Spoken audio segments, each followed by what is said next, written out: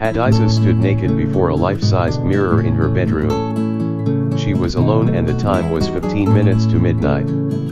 She looked at herself in the mirror and nodded in satisfaction. She was 38 years, but nobody would think she was past 30. As if to prove the fact, she cupped her breasts and squeezed them together, gently. This gave her a measure of assurance. Her breasts were still very firm, exactly how they had been for the past 10 years or so. Not even her giving birth to Junior, whom she breastfed for almost a year, had changed the shape and texture of her breasts. This, coupled with the fact that she had maintained her slim but curvy figure, gave her that attractive and alluring personality which she was proud of.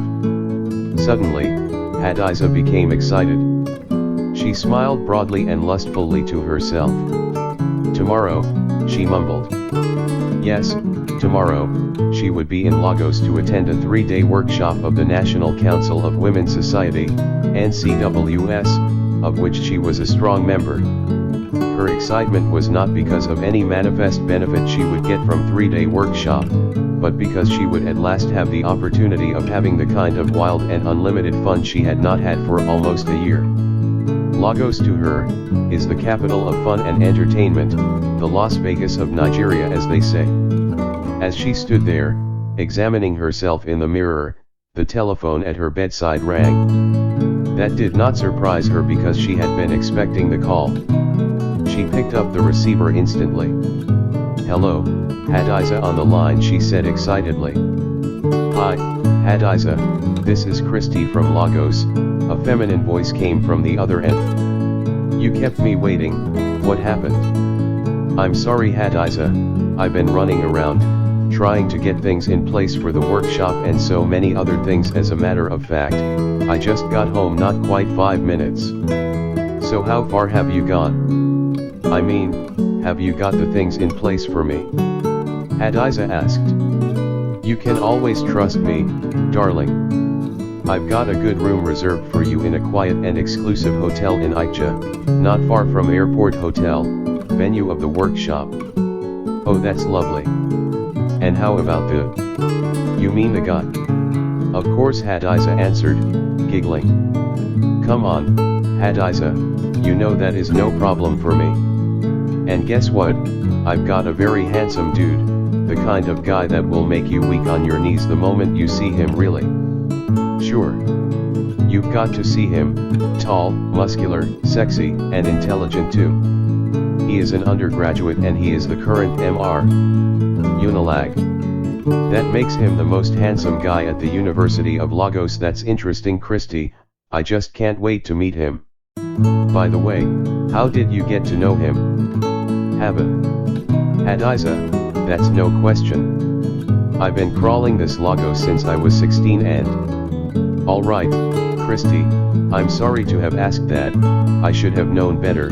After all, you ain't a glamour girl for nothing." That last comment by Hadiza elicited laughter from both of them, which lasted for about 30 seconds before Christy began to talk again. "By the way," she said, "how is Al-Hajj?" "Well, Al-Hajj is fine. He told me he was traveling to Kaduna for business, that was what he said anyway, but I won't be surprised if he is somewhere in Abuja spending the weekend with his side chick that is meant for you," said Christy from the other end. "Cheating is their game. They do it as often as possible and nobody raises an eyebrow, but when a woman does it, it becomes an abomination. My sincere belief is that we should try as much as possible to pay them in their own coin for them to know they are." "And guess what?"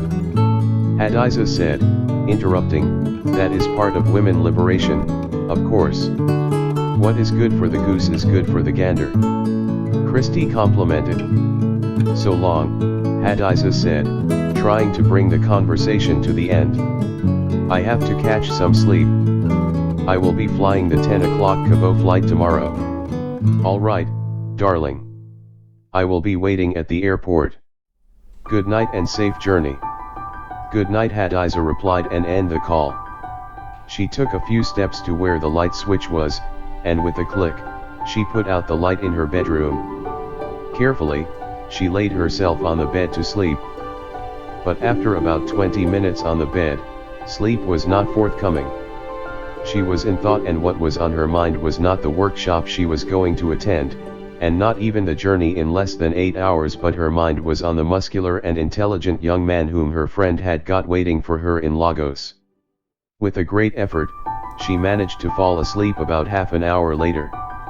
In her sleep, she dreamt of a stranger making love to her on the sands of the Bar Beach, in Victoria Island, Lagos.